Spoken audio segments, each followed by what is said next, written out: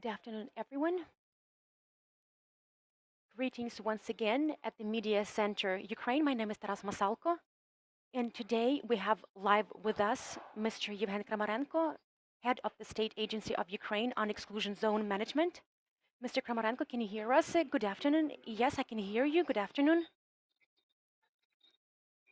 We know that yesterday you had a visit to the exclusion zone. What is the current situation there? What are your impressions? Yesterday, we hosted Mr. Grossi together with the IAEA delegation yesterday at the exclusion zone. They will be working there for about 3 days. They will be checking the radiation condition and the radiation security in the Chernobyl zone. It's important for an international report. What we've heard from Mr. Grossi is that he's supportive of Ukraine. His stance pivoted after what he saw in the Chernobyl exclusion zone. He is more critical of the Russian invasion of Ukraine. We toured him around those sections of the Chernobyl exclusion zone where the Russians were digging in. They also occupied some of our administrative buildings, and a lot of vehicles and other public property were destroyed. In the context of the Chernobyl exclusion zone, there was information that the Russian troops were in the vicinity of the radioactive waste burial sites. Is that true? Or what is the situation with the radioactive waste burial sites? Those were not burial sites. It was just a storage place for spent radioactive fuel. We have 2 sites of this sort. It's true that the Russians were in proximity to these facilities.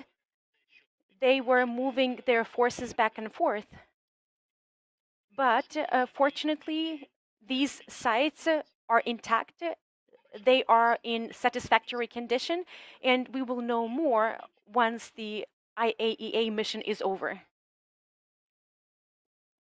What is the destiny of the staff members, all those people that had to continue working in the Chernobyl exclusion zone under occupation? What are the stories that people are sharing? What is their physical and mental condition? The first 2 shifts that had to continue working under the Russian occupation are already back home. They've shared some stories, and they are saying that at first everything was fine. They didn't really feel the extraordinary dire conditions that they had to work in. So by reflex, they continued working, they continued ensuring the radiation security of Ukraine. But when they were back home, they rethought the situation, and now they are really taken aback by the conditions that they had to work in. They had to sleep at their workplaces. There were restrictions on their movements on the premises of the nuclear power plant, and there were many other limitations on them. Yesterday, at the presidential office, Mr. Zelensky, in the presence of Mr. Rossi, the IAEA director, awarded 37 NPP staff members with medals for courage and valiance for their contribution to the radiation security of Ukraine, because they did have to work under dire conditions, and they did their utmost to remove some of the threats for Ukraine and the international community. What is the likelihood of the Russian repeat invasion of the Chernobyl exclusion zone? And do you think that there's a risk of airstrikes on some of the facilities there? Not only nuclear reactors, in the Chernobyl zone, but some other nuclear power plants as well, because this is one of the primary concerns of the Ukrainians.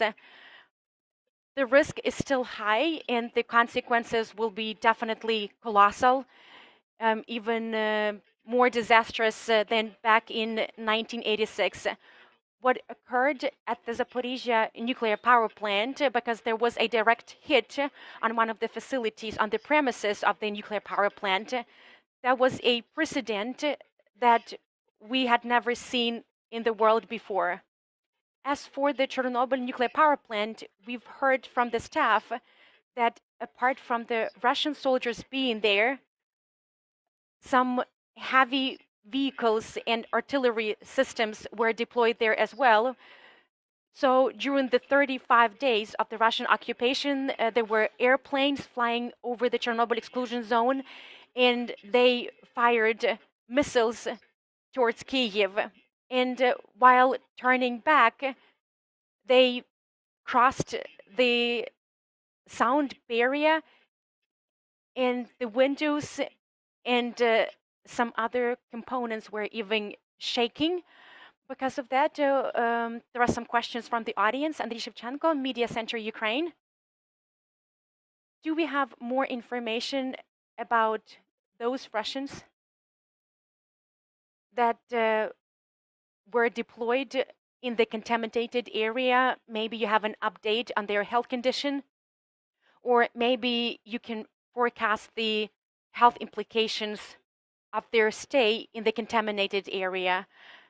Maybe we have some information about the amount of radiation that was taken out of the Chernobyl exclusion zone on their vehicles, on their military equipment. So what are the implications for the Russian invaders?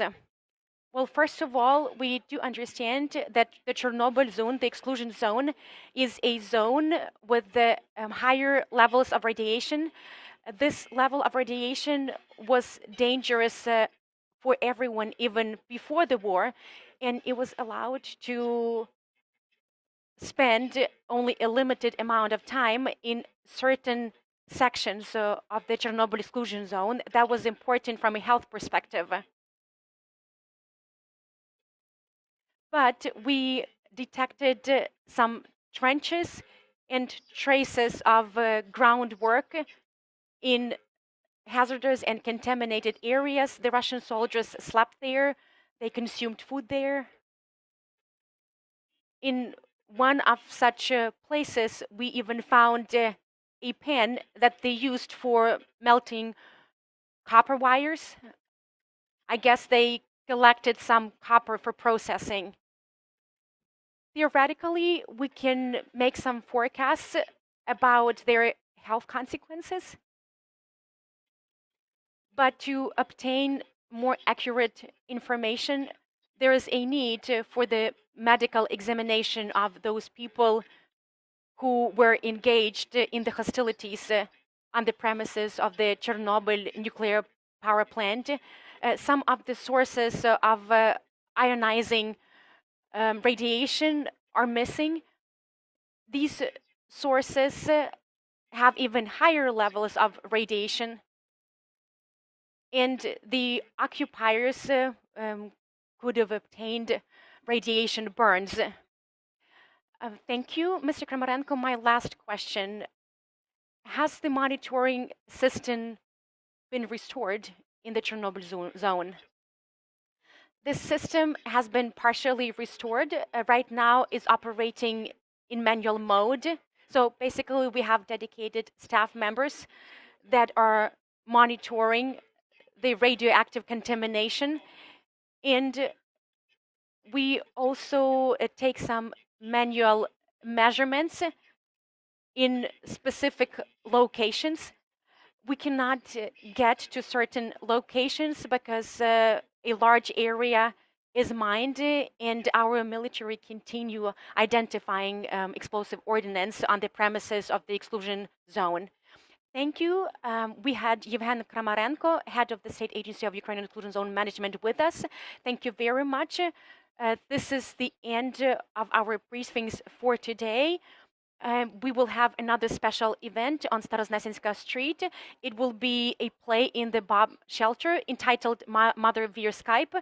Everyone is invited. Stay tuned and see you